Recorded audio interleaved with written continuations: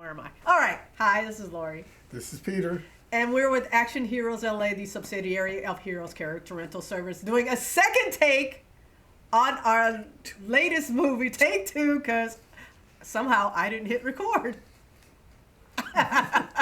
So this is on American Underdog. not to be confused Underdog. with American Prodigies, which is a great podcast I'm listening to about African American gymnasts. But this is not an African American gymnast. This is a big old white boy football player, Kurt Warner. Kurt Warner's not African American? He could be. Nah. Nah, I don't think so. Anyway, Kurt Warner, if you don't know the background, Kurt Warner is a football player who played for the St. Louis Rams and went to the Super Bowl and won. Yeah, won one of them. Won one Super Bowl. Yeah. He went to a few. Yes. He didn't win them, but he did go back to. Anyway, so this is his biopic about how he became an NFL player and a Super Bowl champion, and it's not the route you would think. Yeah, and Hall of Famer. And Hall of Famer, that's right. So anyway, his story takes place. He didn't go to a top level college. He didn't even start football. He had to beg to start his senior year in the last few games. Yeah. And you know what I really liked watching about this? This whole thing was based on his life and how he got started, stuff like this. But although I thought I knew about his life, he was a grocery clerk or grocery bag boy. Yeah. He did play in the Arena Football League.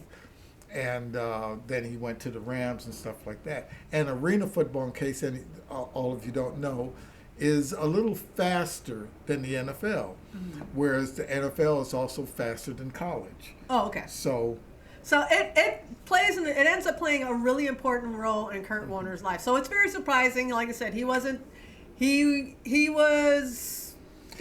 in the first round of the draft, or the second, or the third, or the fourth. Right. He was way down, and then he really blows his chance at being picked up on an NFL team. And he was there by very slim margin in the first place. Yeah, because I don't even think he was drafted. I think he was called on the phone and said, "Hey, we think he can make the team." Because I did not know that he had went to the Green Bay Packers. Yeah, I didn't know that either. Yeah.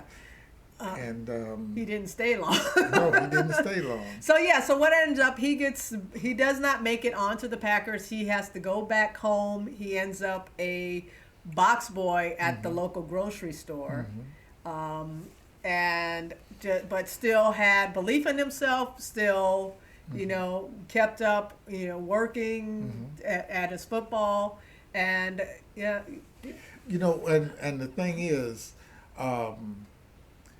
Somebody came to him at first, one of the Arena Football League owners, and said, "Hey, you want to play for us?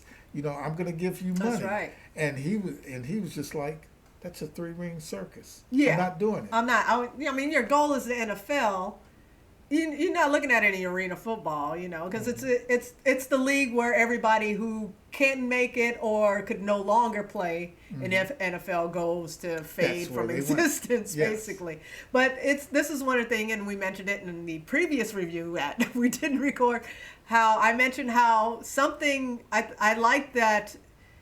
It was there are things in life that can happen to you that you think is a bad thing, and they end up being a really good thing, and that's what happened to him with arena football. As you're saying, it's a faster sport.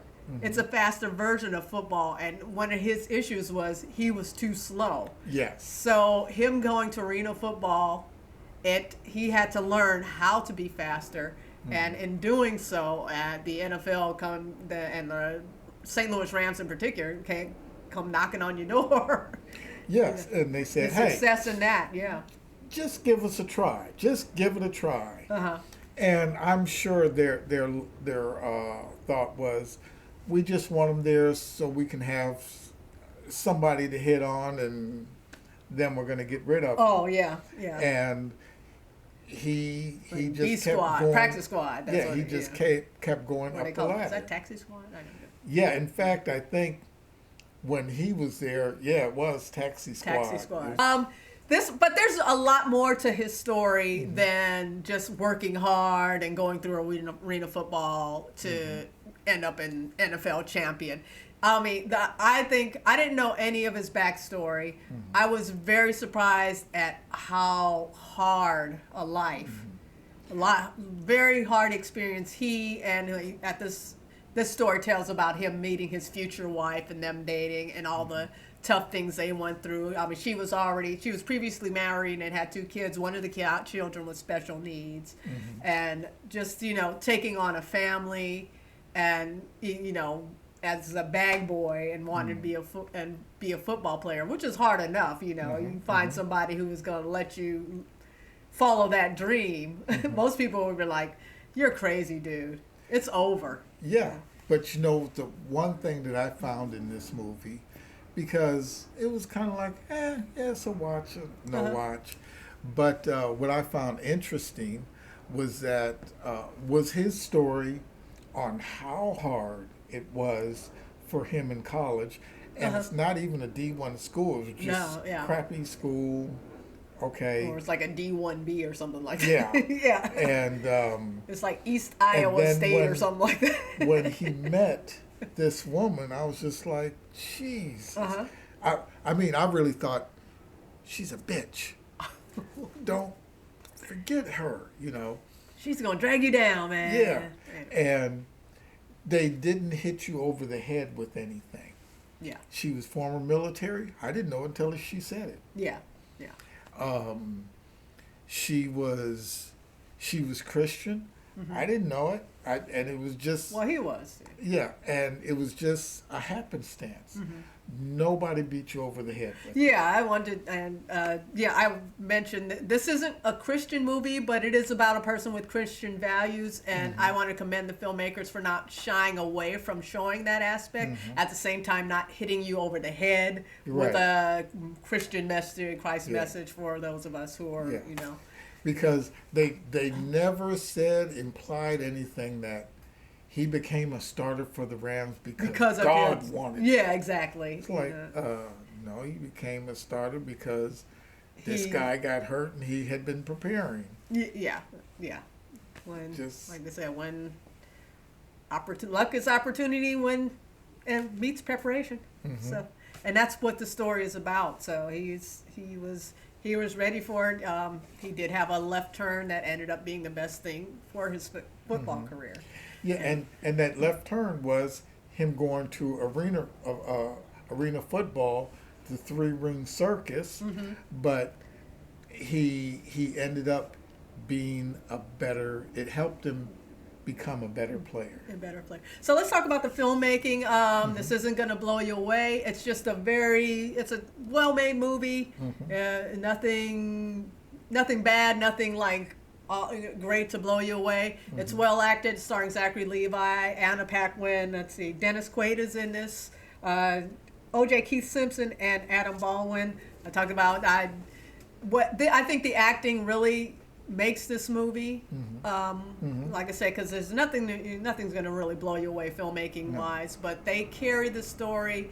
Zachary Levi is always likable since the Chuck days, and he's Shazam now. And so he puts in some humorous elements, but not going over the top with jokes or anything like that. Anna Paquin is the dramatic core of the movie, playing his girlfriend / future wife, and it was great to see I'm a big Chuck fan, so it was great to see him and Adam Baldwin together again, kind of doing quips and. Because I wouldn't even look at Chuck, but when I did see it. Yeah.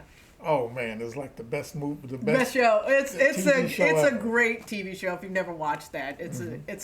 I'm realizing how underrated and unknown it is, and I'm kind of surprised. And I see reactions now and people are like, "Oh my god, this show is great." They get really into it. Anyway, that's sidetracked. This was written by John Irwin, David Aaron Cohen, and John Gunn. Directed by Andrew and John Irwin. It looks like some brothers or something. There's all these brother directing duels or something lately. I don't know, but it's a decent movie. Any other thoughts? The football scenes. What did you think of the action scenes in terms of football? I thought both in arena, college, and pro, it was really good. Mm-hmm. Nothing was over the top. Everything was more or less. This is how it happened. Yeah. I thought they were well staged. Mm-hmm. You know, like I said, not over the top and hard to believe and stuff like that, but action packed enough. For you to be engaged and kind of excited about it, excited, watching the scenes and stuff. I think we've all watched enough football, especially if you're American, that we can even if we haven't played the game, we know what it looks like. So, and I thought this movie was effective in showing fairly realistic looking football scenes.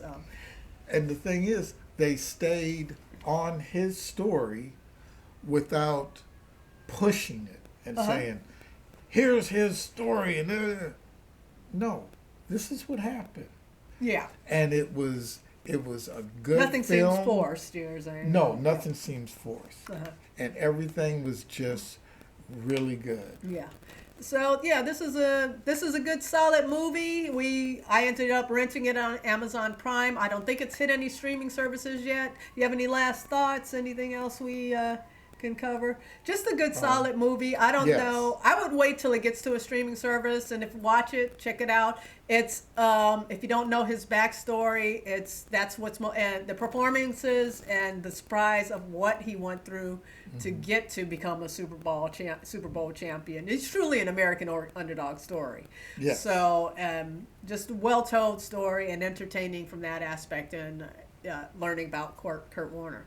So any other thoughts for you? I don't have any rings that I fill with an Underdog Super Energy pill. Underdog Super. Does anybody out there remember Underdog? I don't think so. But he was cool. What was the theme song? I forget.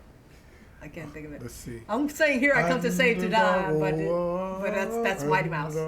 Anyway, we're old. No. Here I come to save the day. That's Mighty Mouse, is it? No, that's Mighty Mouse. Yeah, exactly. Here I come to save the day. Yeah.